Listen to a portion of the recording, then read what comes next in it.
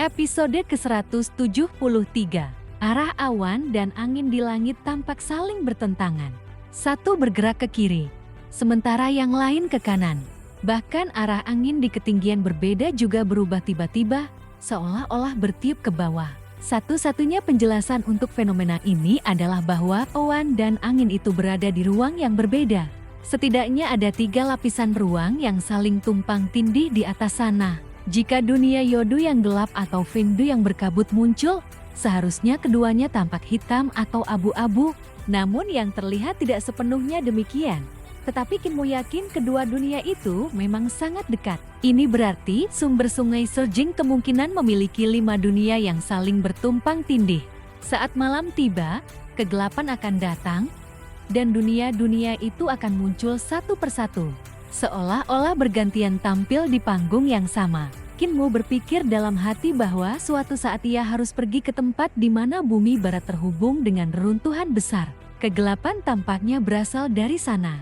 Dan mungkin ada lebih banyak rahasia yang tersembunyi di sana. Ia turun dari langit sambil memegangi kepalanya yang terasa berat.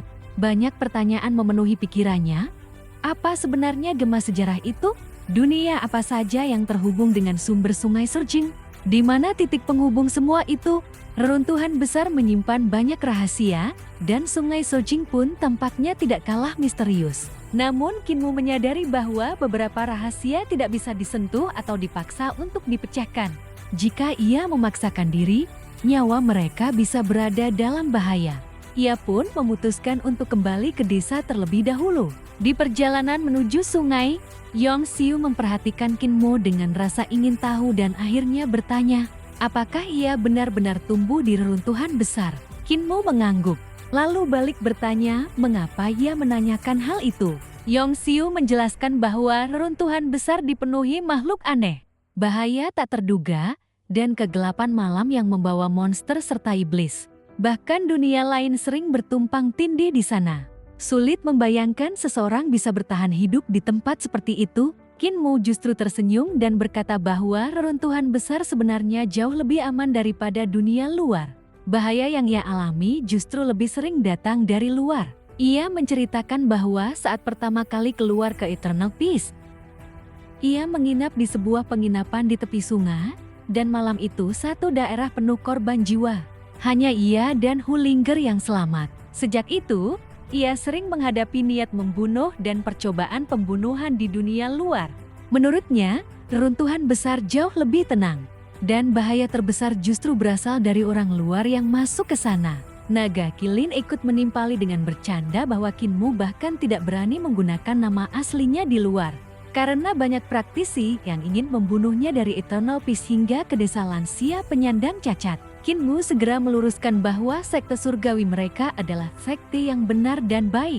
Agar Zhang Xiu tidak salah paham, ia kemudian berkata bahwa setelah tiba di desa, ia bisa menghilangkan racun Yongxiu. Namun ia juga mengingatkan bahwa pemulihan kultivasinya akan memerlukan waktu, sehingga ia masih perlu bantuan untuk memulihkan kekuatan hidupnya. Kinmu lalu menyarankan agar Zhang Xiu ikut ke Kekaisaran Eternal Peace untuk sementara waktu. Ia bahkan bisa merekomendasikannya mengajar di Imperial College. Yongxiu terdiam. Sebagai penguasa istana surga sejati, tawaran itu terdengar aneh baginya. Setelah berpikir, Kinmu menambahkan bahwa ia juga bisa mengaturnya mengajar di Aula Suci Surgawi Sekte Surgawi. Xiu akhirnya hanya tersenyum pahit dan memilih untuk pergi ke Imperial College terlebih dahulu. 5 hari kemudian, mereka tiba di desa lansia penyandang cacat. Kinmu langsung mencari Hulinger, tetapi yang ditemuinya justru beberapa rubah putih yang mengatakan bahwa Hulinger telah pergi ke Kekaisaran Eternal Peace untuk mencarinya dan sudah beberapa bulan tidak kembali. Rubah itu juga mengatakan bahwa Raja Iblis Besar sempat memaksa Hulinger menikah, tetapi dipukuli olehnya hingga melarikan diri. Kinmu pun membawa rombongan kembali ke desa. Saat tiba, ia berteriak memanggil kepala desa dan apoteker. Di pintu desa, seorang lelaki tua berjanggut berantakan duduk di kursi malas tanpa anggota tubuh. Ia tampak santai seolah sudah lama tidak bergerak.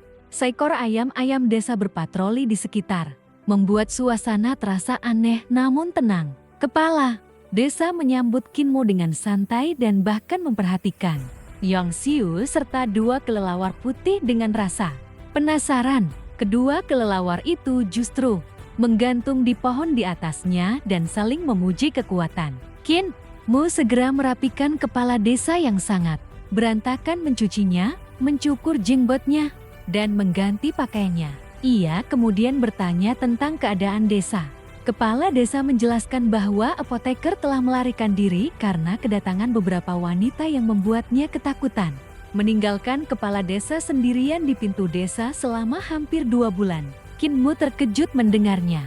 Kepala desa ternyata hanya duduk diam tanpa bergerak selama 2 bulan penuh di tempat itu. Bahkan di tengah kegelapan malam, kepala desa sendiri tampak tidak peduli dan menganggapnya hal biasa. Kinmu lalu menanyakan keberadaan anggota desa lainnya. Kepala desa menjelaskan bahwa masing-masing telah pergi. Matua dan Dao Master pernah kembali. Sementara Rulai tua memotong lengannya sendiri dan pergi ke biara Thunder Club besar. Kakek Kripple ikut menyusul Matua, Blind dan Butcha. Pergi bersama Dao Master dan Rulai tua menuju Little Jade. Capital, Mew tiba-tiba pergi ke dalam kegelapan dan belum kembali. Nenek Si masih berada di Kekaisaran Eternal Peace untuk menekan iblis hatinya.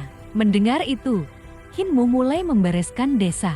Ia memasukkan barang-barang penting ke dalam karung Tauti, lalu memindahkan kebun ramuan apoteker ke dalamnya juga. Ia bahkan membawa kepala desa dalam keranjang ramuan, membuat lelaki tua itu protes keras. Namun Kinmu bersikeras, mengatakan ia tidak bisa meninggalkannya sendirian di desa. Kepala desa awalnya menolak, mengatakan ia sudah tua dan siap menunggu kematian.